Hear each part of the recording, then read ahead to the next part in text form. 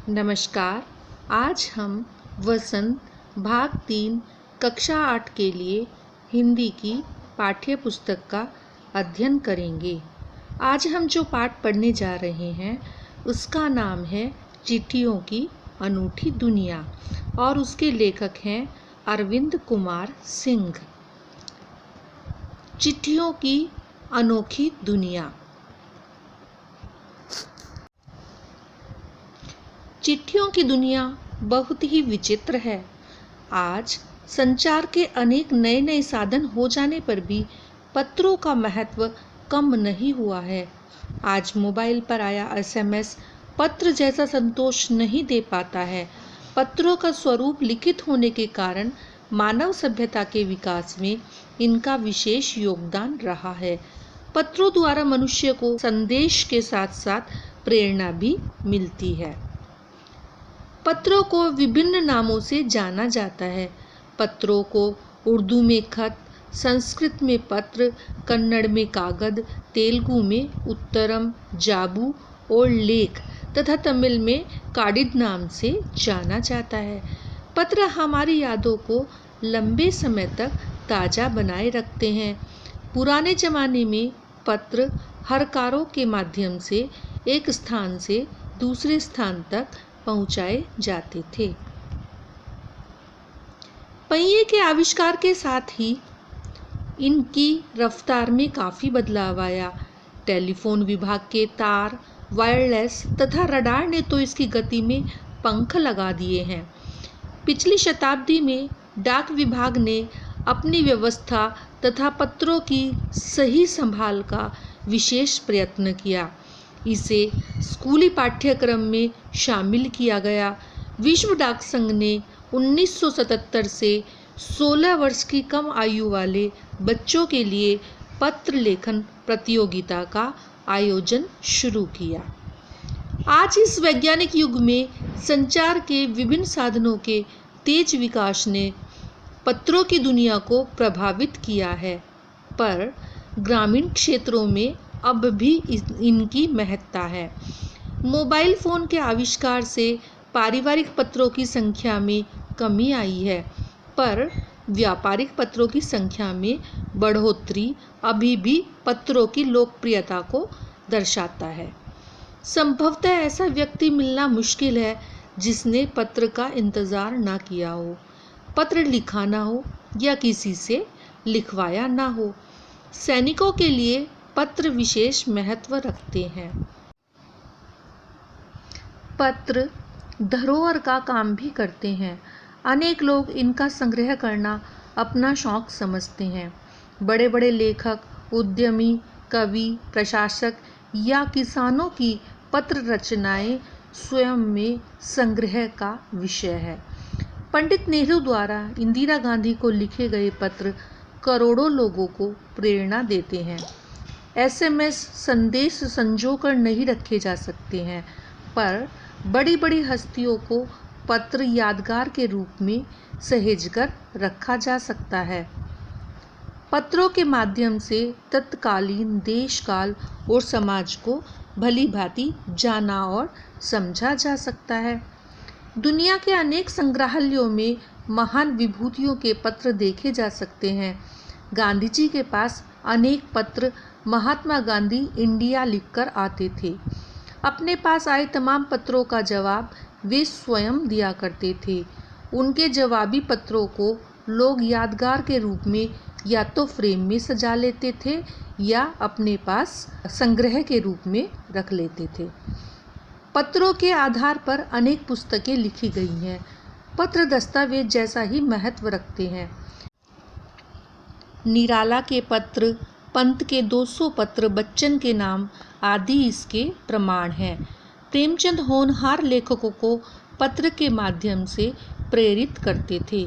नेहरू, गांधी जी, रविंद्रनाथ टैगोर के पत्र प्रेरणा स्रोत होते थे। डाक विभाग की गुडविल सबसे अच्छी है। जन जन तक इसकी पहुंच है। यह लोगों को जोड़ने का काम करता है। चाहे आलीशान मकान में जी रहे पहाड़ी लोग हों, राजस्थान प्रांत के वासी या मछुआरे हों, अर्थात बड़े से लेकर छोटे लोग, सभी को बेसब्री से खतों का इंतजार रहता है। डाक विभाग एक ओर जहां करोड़ों पत्रों को प्रतिदिन उनके गंतव्य तक पहुंचाता है, तो वहीं दूसरी ओर वह गांव तथा दूर दराज के क्षेत्रों में मनी ऑर्डर पहुंचाकर उनके घरों में चूल्हा जलाने का पुनीत कार्य करता है। इसीलिए गांव तथा गरीब बस्तियों में डाकिये को देवदूत के रूप में देखा जाता है। उसके आने पर लोगों के चेहरों पर खुशियां नजर आने लगती है। शब्दार्थ: अजीबोगरीब, अनोखा, सहेज व संजोकर, संभाल कर। जड़, मूल, अनूठी, विचित्र। SMS, लघु संदेश सेवा, आवाजाही, आना जाना। सिलसिला, आरंभ होना। अनुसंधान, खोज। अहमियत, महत्व। धरोहर, अमानत। वायरलेस, बिना तार का। दिग्गज, मशहूर। रडार, दूर से जहाज़ों का चित्र लेने वाला यंत्र।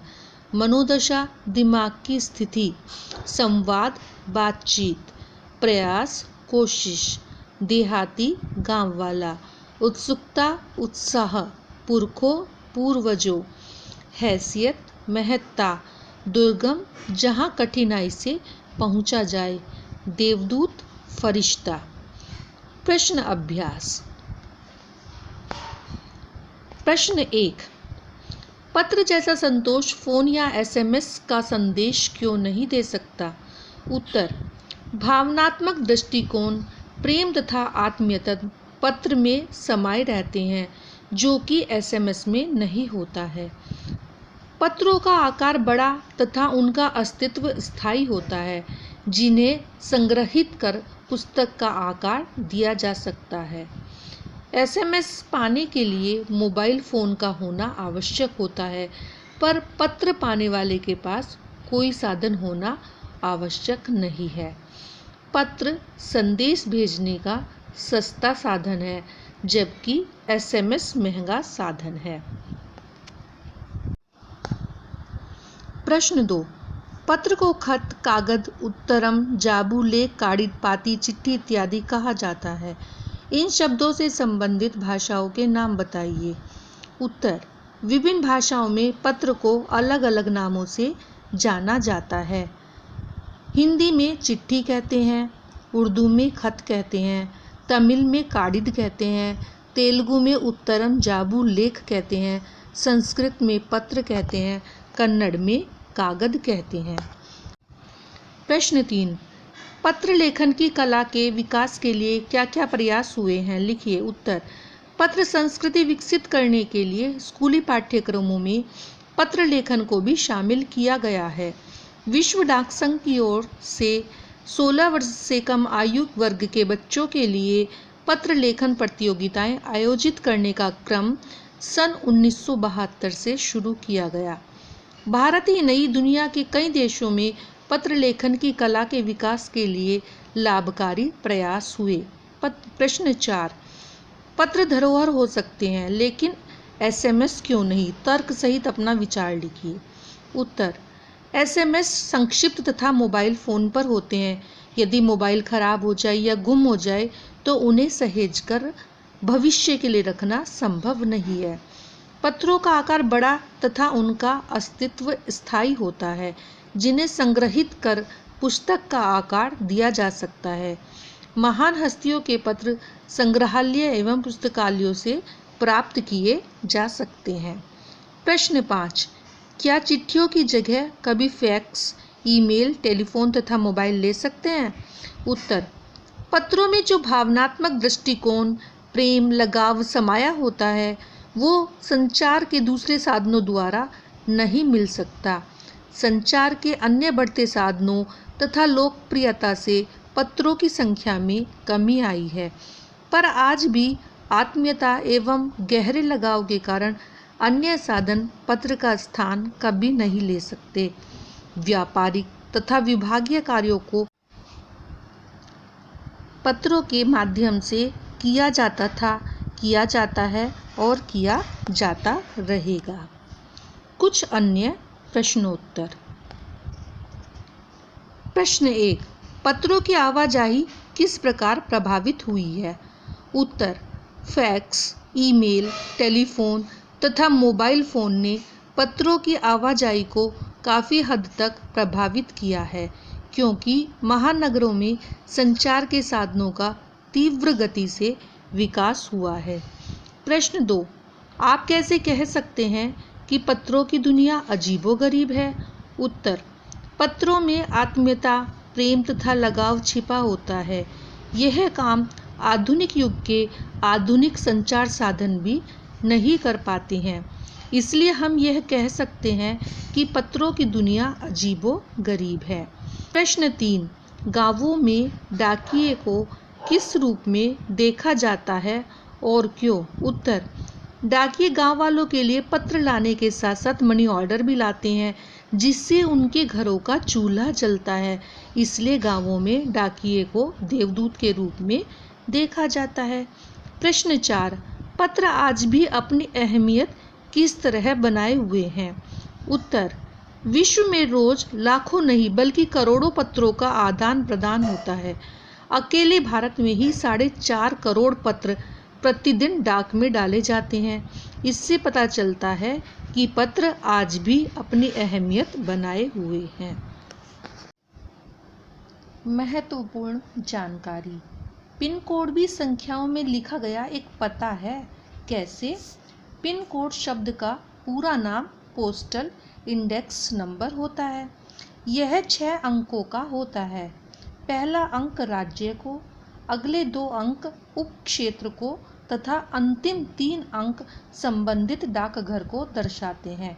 इसलिए पिन कोड भी संख्याओं में लिखा गया एक पता होता है। जैसे पानीपत का पिन कोड 132 103 132 103 है।